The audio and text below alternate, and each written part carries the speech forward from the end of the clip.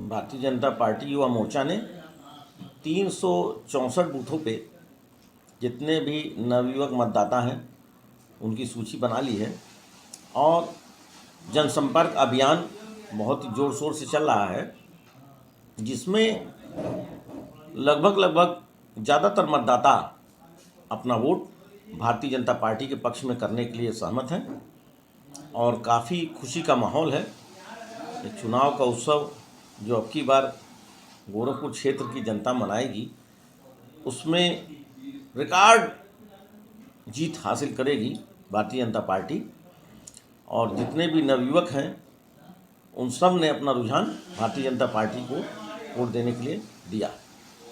जैसा कि बसपा के प्रत्याशी हैं वो कह रहे हैं कि नहीं, बीजेपी को इस बार हरा देंगे। देखिए, एक ऐसे लोग जो कहीं से इस दौड़ में शामिल ही नहीं हैं, अब वो गाल बजा दें अगर अपना कि हरा देंगे, किस मुद्दे पे हरा देंगे? विकास का मुद्दा बहुजन समाजवादी पार्टी कह ही नहीं सकती कि भारतीय जनता पार्टी ने कहीं विकास नहीं कराया, फेल है उनका मुद्दा। किसी भी स्तर पे, कहीं भी किसी मुद्दे पे, सुरक्षा के माहौल पे, कहीं से भी भारतीय जनता पार्टी फेल नहीं है। भारतीय जनता पार्टी ने हर चीज़ को दुरुस्त किया है। उनका कहना है कि हम बगैर बुलडोजर चलाए लोगों को न्याय दिए, लेकिन ये सरकार आई है न्याय के बदले बुलडोजर लोगों पे चला। ऐसी बातें कर रही हैं जिनका कोई सिर और पैर है ही नहीं। उनके एक विधायक हुआ करते थे इलाहाबाद के, राजू पाल, आपको ध्यान होगा। तो उस विधायक को किसने मरवाया, किसने मारा, ये किसी छुपा तो था नहीं। क्या न्याय दिलाया था इन्होंने उसको? सिर्फ उसकी पत्नी को टिकट दे दिया, बस ये न्याय हो गया। न्याय तो भारतीय जनता पार्टी की सरकार में परम पूज्य महाराज योगी आदित्यनाथ जी ने दिलवाया है। उसके गवाह की हत्या जिन व्यक्तियों ने की, तुरंत कार्रवाई करके सबको दंडित किया। और क्या हुआ ये किसी छिपा नहीं है, ये पूरे भारत ने देखा। इतना तीव्र और इतना ईमानदार न्याय केवल एक मजबूत सरकार ही दे सकती है, ये उस बात का प्रमाण है। आप और आपकी पार्टी कह रहे 400 के पार, लेकिन 2 फेज के चुनाव और पोलिंग हो गए, जिसमें सारे चैनल या सारे मीडिया जो सर्वे दिखा रहा आपको पीछे दिखा रहा है। अभी कहीं कोई चीज़ खुली तो है नहीं। ये केवल बस मनोबल तोड़ने वाला काम जो जनता के लिए करना चाहते हैं कि जनता का मनोबल टूटे कि नहीं, वो तो भारतीय जनता पार्टी के पक्ष में वोट नहीं पड़ रहा, कम पड़ रहा है। ये केवल एकमात्र दिखावा है विपक्षियों का। कहीं से भी 1% भी नहीं लग रहा है कि भारतीय जनता पार्टी की सरकार, एनडीए की सरकार 400 सीटें से कम लेकर के आएगी, ऐसा बिल्कुल भी नहीं लग रहा है। आकाश आनंद का भाषण सुना जाए, गोरखपुर में आए थे तो उन्होंने कहा कि बहुत सारे बीजेपी के ऊपर तो कटाक्ष किए और राशन के नाम पे लोगों को गुलाम बनाया जा रहा है, ऐसा कहा। कहीं से भी 1 भी % भारतीय जनता पार्टी की सरकार ने किसी आदमी के ऊपर कोई भी अनर्गल दबाव कभी बनाया नहीं। राशन के नाम पे यदि वो कहते हैं कि भारतीय जनता पार्टी ने गुलाम बनाया, गुलाम तो वो लोग बना करके रखते थे, तुष्टीकरण की राजनीति करते थे, जातिवाद की राजनीति करते थे। आज के तारीख में अगर किसी गरीब व्यक्ति को राशन मिल रहा है, क्या वो उस चीज़ से खुश नहीं है? क्या वो उसको उसमें गुलामी महसूस हो रही है? अगर गुलामी महसूस हो रही है तो लेने क्यों जाता है राशन? लेने इसीलिए जाता है ना कि एक अच्छी सरकार जो हमको सुविधा दे रही है, उससे क्या होगा? जब सुविधा मिलेगी, ईमानदारी से खाने को मिलेगा, भ्रष्टाचार में कमी आएगी। कोई आदमी गलत काम क्यों करेगा? अगर किसी का पेट भरेगा वो गलत काम करने नहीं जाएगा, ये मानी हुई बात है।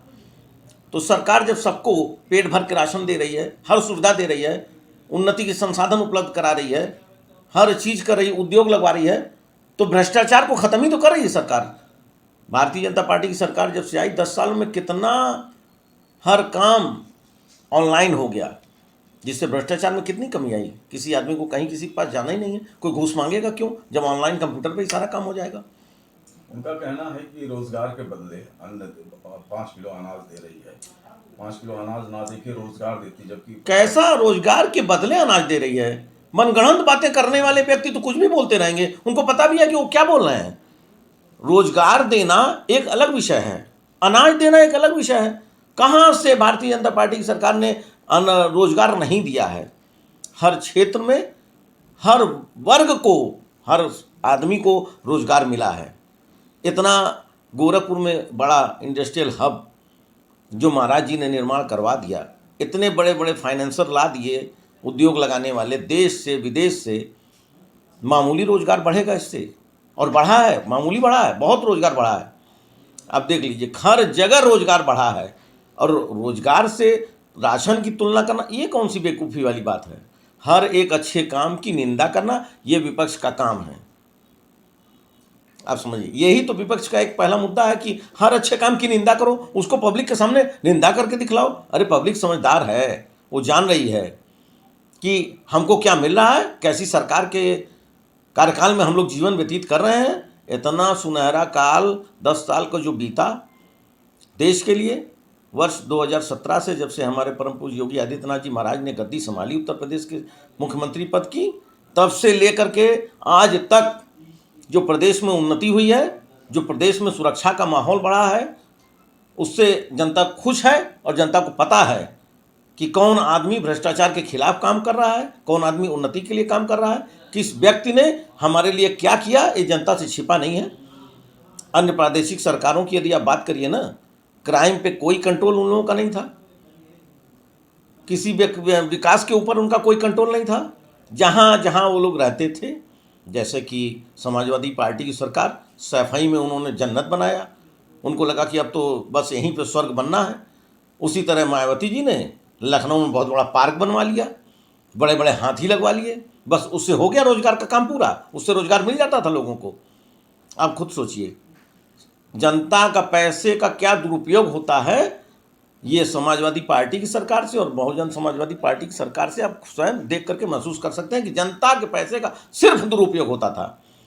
हमारे परम पूज्य योगी आदित्यनाथ जी महाराज, जिनके लिए केवल बस 2 जोड़ी वस्त्र काफ़ी है, उनको और कोई भी दिखावे वाली जीवन को नहीं जीना है, वैसे व्यक्ति के लिए कौन सा ग्लैमर की ज़िंदगी वो जी रहे हैं। आज भी चिलचिलाती हुई धूप में उसी कपड़े में वो निकलते हैं। जाड़ा था, जाड़े में भी वही वस्त्र पहन करके वो निकलते थे। न तो उनको कोई दिखावे से लेना देना है और ना ही किसी प्रकार के ग्लैमर की ज़िंदगी वो जीते हैं। उनको कहीं कोई प्रपंच नहीं है और कहीं कोई गलत व्यक्ति की पैरवी नहीं करते हैं वो। तो उस सरकार के विरुद्ध में जो भी सरकार पूर्व की रही हैं, उनके जो नेता रहे हैं, आज उनकी सीट पूरी तरह छीन चुकी हैं, तो वो कुछ भी अनाप शनाप बोले जा रहे हैं।